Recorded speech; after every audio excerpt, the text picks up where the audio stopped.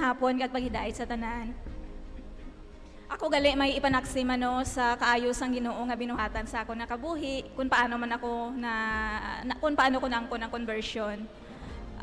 Sang una ang akon kabuhi ulipon sang puro lang trabaho no. Work and work lang wala gid it pray.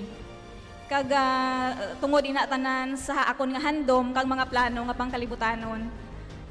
Kag sa in short na naghimakas ako no nga magpangabudlay sa pagpanarabaho para nga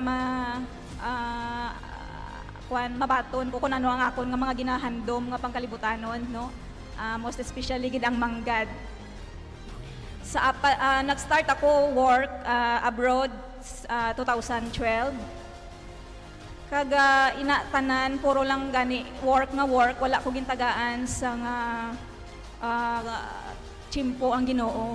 Wala ko siya gintagaan sang hulot sa akon nga kabuhi kay puro lang ako handom nga pangkalibutanon. After sina padayon ako nga ulipon sang pangkalibutanon nga mga pagpakasala. Kag nag-abot ang time nga nag-abot ang kabudlayan sa ako no samtang ara ako sagwa sang pungsod. Nakatupa ako sa amo nga hindi manami. Kag sang time ara ako sa kabudlayan, ara ako sa struggle, ginpangita ko ang Ginoo. Ginpangita ko siya, gintawag ko siya, pero hindi ko siya makita. Tama kabudlay sa akon nga sitwasyon. Na marayo ikaw sa imo panimalay, ngara ikaw sa kabudlayan. Tungod sa padayon nga pagpanawag, wala ako nang surrender sa pagpanawag sa Ginoo. Ang gamit niya ang community sang ang Diyos gugma nga para makilala ko si Jesus. Isa kadako nga grasya nga ang aton community naglapnag sa iban nga pungsod. Pagpagi sa ang Diyos gugma, nakilala ko si Jesus samtang ara ako sa abroad. Nabaton ko siya sa akong nakabuhi. Kag dira na tulupangdan ko, ngumangin wala pulos gali ang ako nakabuhi kun maski ano ko pa kapag himakas kat ubra nga ubra. Baton ikaw dollar kada bulan, pero kung wala ang Ginoo gali sa kabuhi naton wala gid sing pulos. Kag sa akon nga pag asugata ko ang Dios gugma no dito sa iban nga pungsod kag dira na kilala ko kag nabaton ko si Jesus sa kabuhi ko. Kag dira natawaan ako sang kaalam pag hibalo kung paano bala ang ako nga kabuhi gali diri sa kalibutan, hindi lang gali puro pangita sang kwarta, hindi lang puro pangabudlay. Pero nagpadayon ako gihapon obra sa iban nga pungsod. Pero ara gid ang struggle kay ginatawag gid ako sang Ginoo. Ang kabudlayan ginaagyan ko gid, hindi wala ako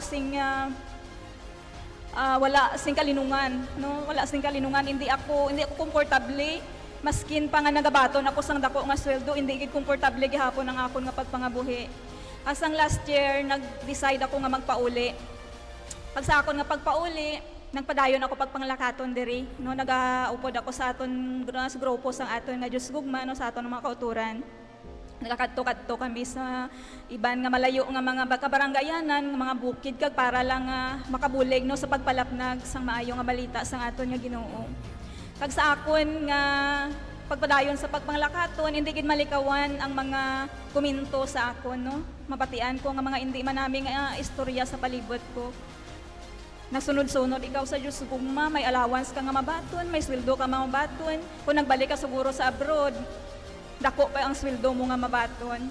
Pero inatanan ginantos ko, ginabaton, no? Ginabaton ko kag diraan man makita ko ginang grasya kag Ginoo nga sa pihak sang tagsa ka mga mabatian ko. Ang kalipay ara gihapon nga pangibabaw sa akong tagipusoon. So ginahimo ko nagayuhom lang ako kag ginasabat ko lang sila nga ambal ko ang nabaton ko subong nga grasya halin sa Ginoo, sobra pa sa dollar. Sobra pa sa kwarta nga ginasweldo ko kun ara ako sagwa. Kag ang ginahatag sang Ginoo, damo pa nga benefits, may health benefits pa. Kay ginayo ako, hindi lang physical ko, kundi ang spiritual ko ginayo gid sang Ginoo. Tinga nga handumon ko gid tong sweldo no, tong dollar kay ara man lang ang ginahatag sang Ginoo kun alagara naton siya. Kung ang health benefits complete na no, plus pa sang insurance. Ang pensyon ko ginabaton ko na wipe ako naglambot 60 ginabaton ko na ang pensyon ko adlaw-adlaw ginabaton ko ang pensyon sang karlipay, ang pensyon sang paghidait sa tagipusoon ko sa pagpadayon ko nga pag-alagad sa Ginoo.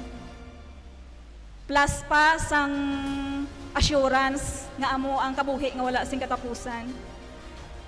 Kaya mo na nga gamhanan gid ang Dios kay ti ginpakita niya gid bala sa akon kung ano gid ang kaibahan nga waay nako galiit pangitaon nga employer diri sa kalibutan. Ay kay ang pinaka the best nga employer amo si Jesus dali nga aton alagaran kag serbisyohan.